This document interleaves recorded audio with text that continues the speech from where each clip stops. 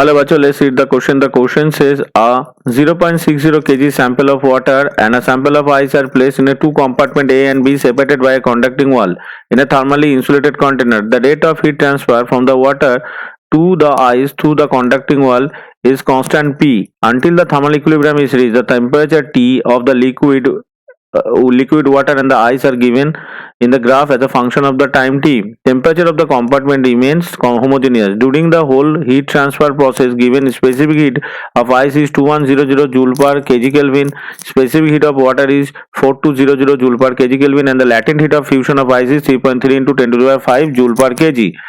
The initial mass of the ice in the container is equals to option 1 0.36 kg, option 2 1.2 kg, option 3 2.4 kg, option 4 3.6 kg। तो हमें यहाँ पे mass of the initial mass of the ice calculation करना है। सो यहाँ पे जो given data से पहले उसको लिख लेते हैं। फ्रॉम द ग्राफ हम क्या लिख सकते हैं, the initial temperature of ice को हम क्या लिख सकते हैं, the initial temperature of ice, initial temperature of ice कितना है, इनिशियल टेम्परेचर ऑफ आइस उसको हम टी आई लिख लेते हैं। तो टी आई का वैल्यू था -30 degree centigrade.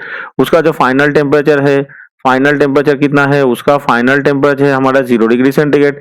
So change in temperature कितना होगा, चेंज इन टेम्परेचर हो जाएगा हमारा, इसको हम टी एफ लिख लेते हैं।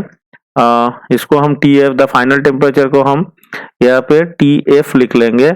तो फाइनल टेम्परेचर हो गया उसका T F equals to 0 degree. तो चेंज इन टेम्परेचर कितना होगा, हो जाएगा या 30 डिग्री सेंटीग्रेड। अब टाइम रिक्वायर्ड कितना है, यहाँ पे time required T is equals to हमारा होगा यहाँ पे 60 minute according to the graph. अब क्या है, अब हमें heat absorb by the ice उसे कैलकुलेशन करना है। तो हीट एब्जॉर्ब कितना होगा, हीट एब्जॉर्ब यहाँ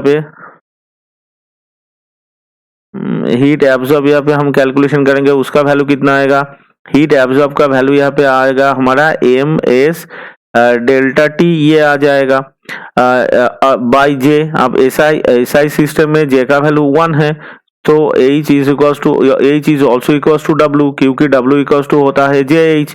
अब J का वैल्यू 1 इन SI सिस्टम हो जाता है, तो W का वैल्यू आ जाएगा MS डेल्टा T। M का वैल्यू कितना है, M का वैल्यू हमें कैलकुलेशन करना है, क्योंकि इनिशियल मास को ही हमें कैलकुलेशन करना है। सो M को हम ले लेते हैं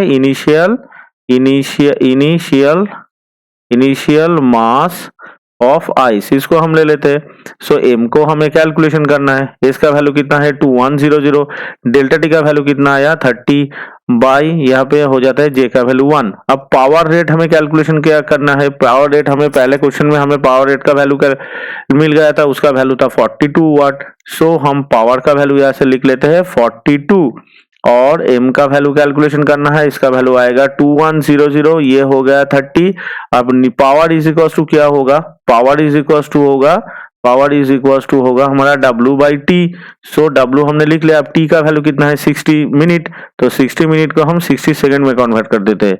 तो इससे जो हमारा m का वैल्यू निकल के आएगा वो आएगा कितना 2.4 kg, 2.4 kg हमारा m का वैल्यू निकल के आएगा। सो यहाँ पे जो initial mass of the ice calculate करने को बोला है, तो उसका जो वैल्यू निकल के आएगा वो आ जाएगा 2.4 kg। तो अगर ऑप्शंस को देखें, यहाँ पे ऑप्शन 3 जो है ये हमारे आंसर से हूबहू मैच हो रहा है। So answer is 2.4 kg। Hope you all understood it well. Best of luck, thank you.